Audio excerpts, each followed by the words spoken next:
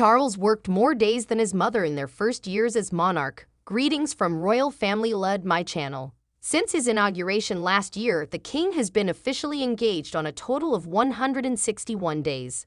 According to a recent survey, the king has worked more days in his first year as monarch than his mother did following her accession in 1952.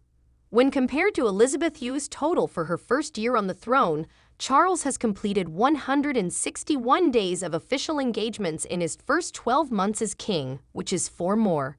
He has also visited all 4 of the UK's countries since taking the throne on September 8 of last year, and he has participated in hundreds of important events. Even though she started out with a smaller workload and fewer trips, the late Queen nearly caught up to Charles by scheduling 157 days' worth of engagements during her first year in the throne. The king has not quite kept up the pace established by his grandfather, according to a review of court circular issues, the official record of the royal family's daily activities. In his first year as king, George VI completed 183 days more engagements than Charles did. The information also reveals that while all 3 monarchs participated in similar activities, such as garden parties and royal ascot, there were also notable distinctions that reflect more contemporary attitudes and times. For instance, George VI met and had audiences with government ministers significantly more frequently than his daughter and grandson, demonstrating his keen interest in politics and state matters. But when it comes to appearances before prime ministers, they surpass him.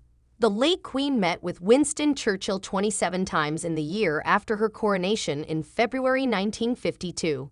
26 official audiences with Charles are listed during the same period, including 5 with Liz Truss, who left her position 48 days into his reign, and the remaining 21 with Rishi Sunak, while Stanley Baldwin attended 7 of George VI's prime ministerial audiences, and Neville Chamberlain attended 5 of them in the year after he was crowned king in December 1936. The amount of engagements that Charles' grandfather devoted to the then British Empire by hosting meetings with dignitaries and diplomats from Britain's colonies is another obvious distinction between their engagements. By the time Elizabeth became queen, the number of British overseas territories had begun to decline due to events like India's 1947 Declaration of Independence, which meant that she participated in significantly fewer engagements involving the colonial era. However, all 3 monarchs' early years are frequently marked by audiences with diplomats from various nations. Within 8 days of being king, Charles traveled to Scotland, Northern Ireland, and Wales.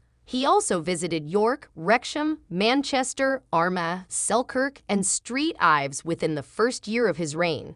The late Queen, in contrast, had not made an official trip to Northern Ireland at the end of her first year as a queen, though she did go to Scotland 4 months later.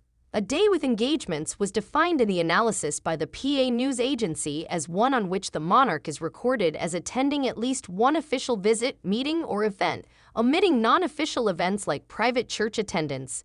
It is likely that Charles has performed more than 550 engagements since becoming king, which is close to George VI's total of at least 570, but far ahead of the late Queen, who performed just over 400. This calculation counts each official visit to a different location as one engagement and applies the same standard to each official meeting or audience held with an individual or group. Compared to his mother, Charles' first year has followed a pattern that is noticeably different, with shorter stays at royal homes and more regular public appearances. In comparison, Charles has traveled overseas twice since becoming the king, once on an official visit to Germany in March and once on a personal vacation to Romania in June. Thank you. Please subscribe to my channel. While the late Queen, who was still a princess at the time, was in Kenya when she became queen on February 6, 1952, both George VI and the late king spent their first year as monarchs in Britain with no formal foreign commitments. King Charles falsifies no time to visit Prince Harry. King Charles does not appear to wish to see Prince Harry at this time. There are a plethora of possibilities as to why it might be the case. Harry migrated to the United States, wrote a frank book, and is currently giving interviews in which he complains that no one in his family provided him with support when he was a traumatized child. But instead of acknowledging that there is some tension among the British royal family right now, the King's public relations staff has chosen to make lame excuses each time Harry returns to the country.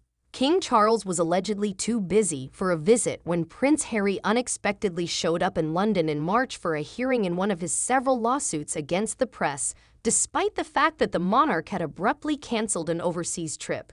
Currently, Harry is coming back to the UK on Thursday for the Well Child Awards, a charity he has supported for 15 years. Given that Friday marks the anniversary of Queen Elizabeth's passing, it might seem like a suitable time for a royal reconciliation. However, King Charles has been on vacation in Scotland for weeks and is now completely booked. The monarch simply doesn't have any time in the diary, a royal insider told the Daily Mail. It is a little ludicrous to imply that the monarch lacks the authority to delete some time from his calendar. However, it's possible that King Charles is currently overworked. Charles has reportedly been surprised by how much work his new position requires, according to the Times of London. Charles, who his wife describes as a complete workaholic, frequently goes back to his computer after dinner, but even he has been taken aback by the extra workload associated with being a royal. According to a person close to him, the red boxes and additional responsibilities have become an unforeseen time crunch for him. The Queen is crucial in every way. Without her, you would be seeing a totally different guy because his happiness, which is essential to the accomplishment of the entire goal, would be extremely different. He has the Queen at his side who can make him laugh like no one else, tell him that everything is going well, and humanize him, especially during the extremely stressful period when he lost his mother and unexpectedly became the monarch, with red boxes overflowing. That load is somewhat lessened by having the companion in whom you have complete faith and trust. There are two options available. Option 1. Charles is enraged with his younger son and isn't bothered to think of a good excuse to keep avoiding him. Option 2. After years of training, Charles is actually quite busy learning how to perform a profession that he has been working at. Both of the explanations don't do the monarch any favors, but it is clear which one it is given that he has just found time to get back in touch with his disgraced brother, Prince Andrew.